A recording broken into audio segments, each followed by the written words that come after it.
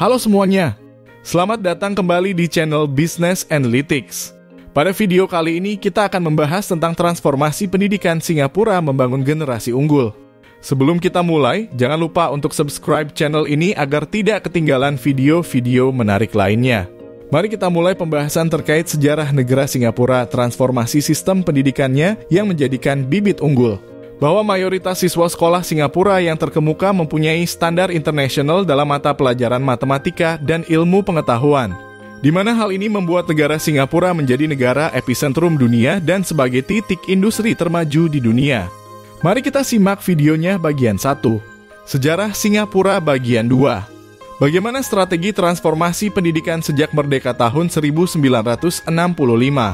Bagian 3. Bagaimana Singapura kurikulum pendidikan. Bagian 4. Fasilitas pendidikan. Bagian 5. Kesimpulan. Mari kita mulai penjelasannya.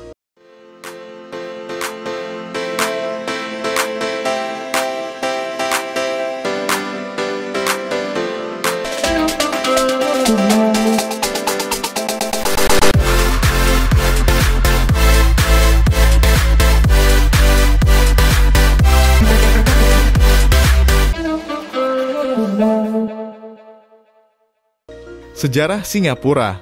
Singapura, secara resmi bernama Republik Singapura, adalah sebuah negara kota yang terletak di ujung selatan semenanjung Malaysia. Sejauh 137 kota yang terletak di ujung selatan semenanjung Malaysia. Sejauh 137 sebelah utara Kepulauan Riau di Indonesia. Di 710,2 km persegi, Singapura adalah sebuah microstate dan negara terkecil di Asia Tenggara. Negara ini secara substansi lebih besar dari Monaco dan Vatikan City. Selama Perang Dunia Kedua, Singapura diduduki oleh Jepang.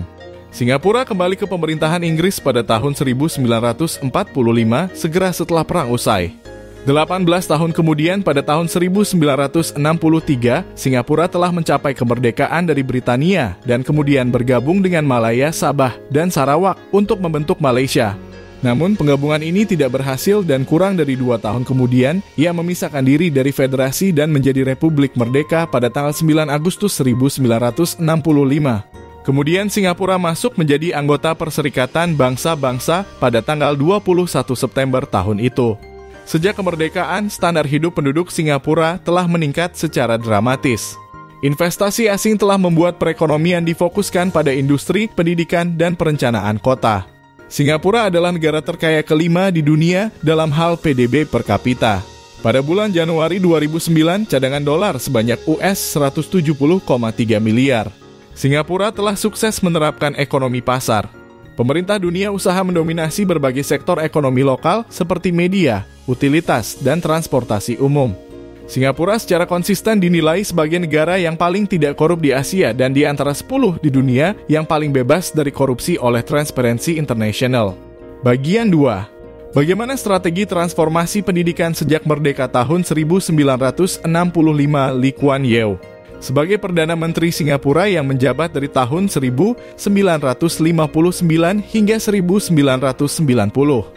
Memiliki peran yang sangat penting dalam mengembangkan sistem pendidikan di negara tersebut. Berikut ini adalah beberapa strategi pendidikan yang dilakukan oleh Lee Kuan Yew sejak tahun 1965 hingga 2022 banding 1. Menetapkan prioritas pendidikan. Lee Kuan Yew mengakui pentingnya pendidikan sebagai faktor kunci dalam membangun dan mengembangkan Singapura. Ia menetapkan pendidikan sebagai salah satu prioritas utama pemerintah dan mengalokasikan sumber daya yang cukup untuk sektor pendidikan. 2. Merancang kurikulum yang komprehensif. Lee Kuan Yew memimpin reformasi kurikulum yang mencakup aspek akademik dan non-akademik. Kurikulum Singapura ditekankan pada pembelajaran yang kuat dalam matematika, ilmu pengetahuan, dan bahasa Inggris sambil mempromosikan keterampilan kritis, kreativitas, dan kecakapan sosial. 3. Menarik guru berkualitas. Pemerintah Singapura mengambil langkah-langkah untuk meningkatkan kualitas guru. Lee Kuan Yew memperkenalkan program beasiswa bagi individu berbakat yang berminat menjadi guru. Program ini bertujuan untuk menarik orang-orang terbaik ke profesi pendidikan dan memastikan bahwa guru-guru memiliki kualifikasi dan kompetensi yang tinggi. 4. Membangun infrastruktur pendidikan. Lee Kuan Yew mengalokasikan sumber daya yang signifikan untuk membangun infrastruktur pendidikan yang modern dan berkualitas.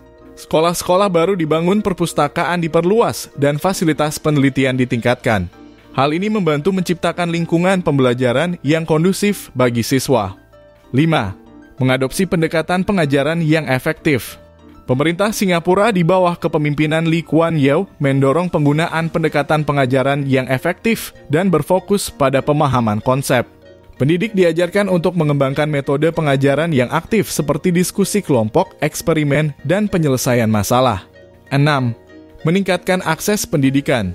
Lee Kuan Yew mengambil langkah-langkah untuk meningkatkan akses pendidikan bagi semua warga Singapura. Program-program seperti pendidikan awal dan kurikulum berasrama tinggi Singapura (Integrated Program) dirancang untuk memberikan kesempatan yang adil bagi semua siswa terlepas dari latar belakang mereka. 7. Mendorong inovasi dan riset. Lee Kuan Yew memahami pentingnya inovasi dan riset dalam mengembangkan pendidikan. Ia mendirikan lembaga-lembaga penelitian dan inovasi seperti ASTAR (Agency for Science, Technology and Research) dan menggalakkan kolaborasi antara lembaga pendidikan, industri, dan sektor swasta. 8. Membangun hubungan dengan negara lain.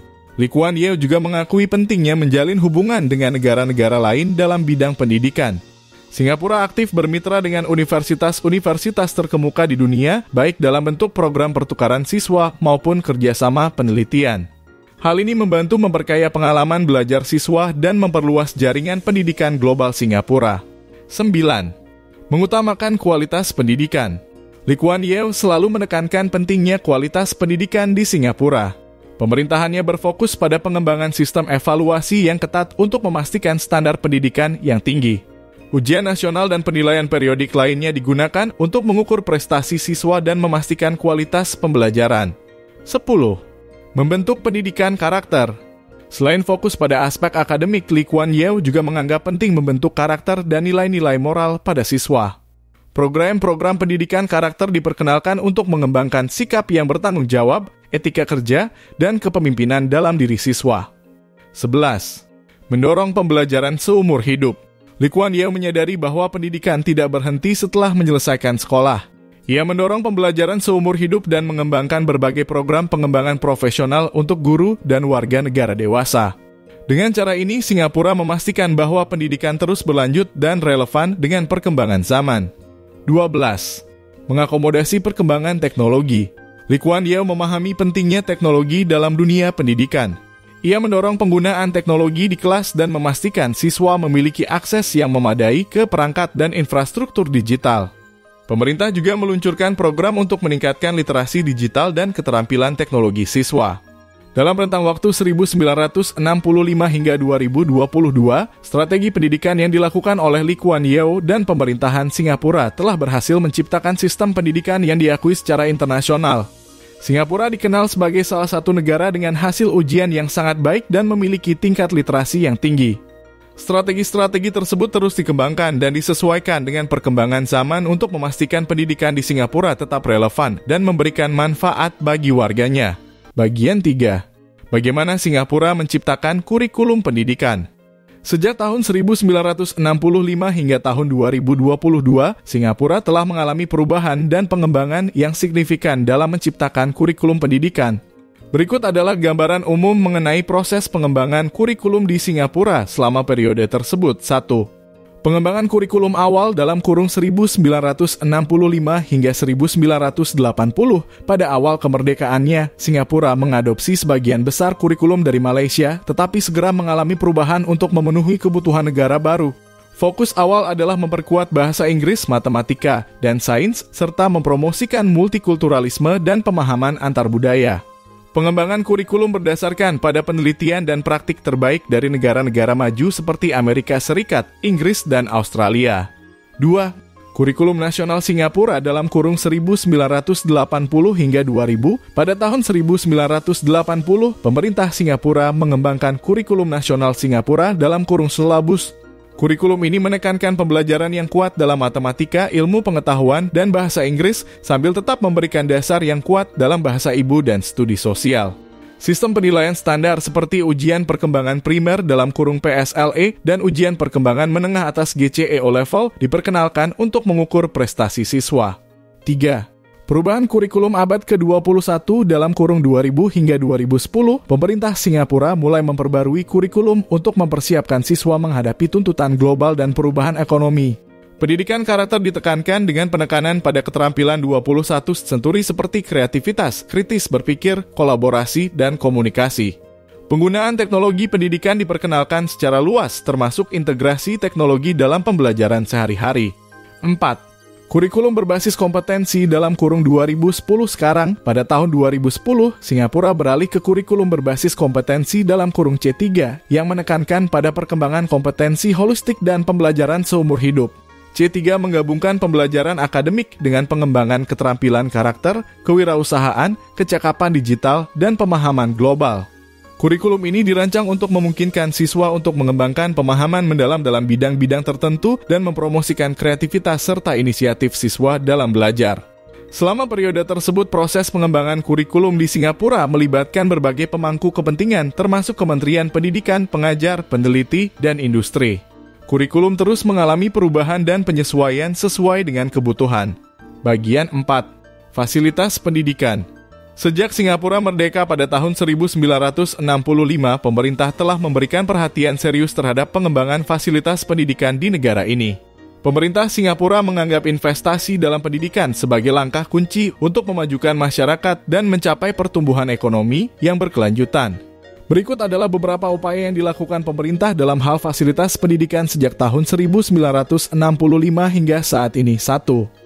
Peningkatan jumlah sekolah. Pemerintah Singapura telah meningkatkan jumlah sekolah di semua tingkatan pendidikan. Mereka membangun lebih banyak sekolah dasar, menengah, dan perguruan tinggi untuk memenuhi kebutuhan pendidikan yang terus berkembang. Peningkatan ini juga mencakup pembangunan institusi pendidikan tinggi seperti universitas dan institut politeknik. 2. Pembangunan infrastruktur pendidikan yang modern. Pemerintah Singapura telah menginvestasikan dana yang signifikan untuk membangun infrastruktur pendidikan yang modern dan terkini.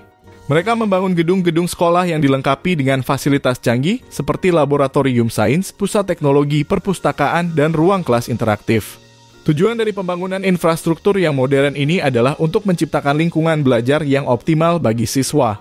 3. Perluasan akses ke pendidikan. Pemerintah Singapura telah melakukan upaya yang berkelanjutan untuk memastikan akses yang lebih luas ke pendidikan. Mereka telah memperluas jaringan sekolah di seluruh negeri, terutama di daerah pedesaan dan terpencil, sehingga memastikan bahwa semua warga negara Singapura memiliki kesempatan yang sama untuk mendapatkan pendidikan berkualitas. 4. Pengembangan pusat pendidikan khusus. Pemerintah juga telah mengembangkan pusat-pusat pendidikan khusus untuk siswa dengan kebutuhan khusus. Mereka membangun sekolah-sekolah inklusif dan pusat-pusat pendidikan yang dilengkapi dengan fasilitas dan program yang dirancang khusus untuk mendukung perkembangan anak-anak dengan kebutuhan khusus. 5. Fokus pada pendidikan tinggi. Pemerintah Singapura telah mengembangkan dan memperluas institusi pendidikan tinggi seperti universitas dan institut politeknik untuk memberikan pendidikan tinggi yang berkualitas kepada siswa. Selain itu, pemerintah juga meluncurkan program beasiswa dan bantuan keuangan untuk memastikan bahwa siswa berbakat dari berbagai latar belakang dapat mengakses pendidikan tinggi. 6. Penyediaan sumber daya pendidikan. Pemerintah Singapura secara aktif menyediakan sumber daya pendidikan termasuk buku teks, perangkat lunak pendidikan, dan peralatan pendukung lainnya kepada sekolah-sekolah. Mereka juga mengembangkan dan menyediakan kurikulum yang komprehensif dan terpadu untuk memastikan bahwa siswa menerima pendidikan yang relevan, mutakhir, dan berkualitas. 7. Penggunaan teknologi dalam pembelajaran. Pemerintah Singapura telah mendorong penggunaan teknologi dalam pembelajaran dengan memperkenalkan inisiatif seperti penggunaan perangkat mobile, pengembangan aplikasi pendidikan, dan pemanfaatan platform digital. Hal ini memungkinkan siswa dan pendidik untuk mengakses sumber daya pendidikan yang lebih luas, berbagi informasi dengan mudah, dan memperluas pengalaman belajar mereka melalui teknologi. 8. Riset dan inovasi pendidikan. Pemerintah Singapura juga telah memberikan perhatian pada penelitian dan inovasi dalam pendidikan. Mereka mendukung program riset pendidikan dan mendorong kolaborasi antara institusi pendidikan, peneliti, dan industri. Tujuannya adalah untuk terus memperbaiki praktik pendidikan, mengembangkan pendekatan baru, dan meningkatkan efektivitas sistem pendidikan. 9. Kerjasama dengan pihak swasta dan masyarakat. Pemerintah Singapura bekerja sama dengan sektor swasta dan masyarakat dalam pengembangan fasilitas pendidikan. Mereka menggandeng perusahaan dan yayasan untuk mendukung pembangunan sekolah, memberikan beasiswa, dan menyediakan pelatihan profesional bagi pendidik. Kerjasama ini membantu memperkaya sumber daya pendidikan dan memperluas peluang pendidikan. Secara keseluruhan, pemerintah Singapura telah mengambil langkah-langkah yang signifikan dalam memperluas, memodernisasi, dan meningkatkan fasilitas pendidikan di negara ini sejak tahun 1965.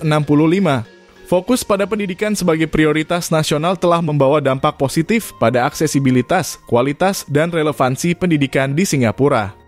Pembangunan infrastruktur yang modern, pengembangan institusi pendidikan tinggi, dan penekanan pada inovasi dan teknologi telah menciptakan lingkungan belajar yang kondusif bagi siswa dan mempersiapkan mereka untuk menghadapi tantangan masa depan. Bagian 5. Kesimpulan. Pendidikan di Singapura dikelola oleh Kementerian Pendidikan Singapura, yang mengontrol perkembangan dan administrasi sekolah negeri yang menerima dana dari pemerintah, tetapi juga memiliki peran penasehat dan pengawas dalam hal sekolah swasta. Baik sekolah swasta maupun negeri ada variasi dalam tingkat otonomi dalam kurikulum mereka, ruang lingkup bantuan pemerintah dan pendanaan, beban tuisi siswa, dan kebijakan masuk.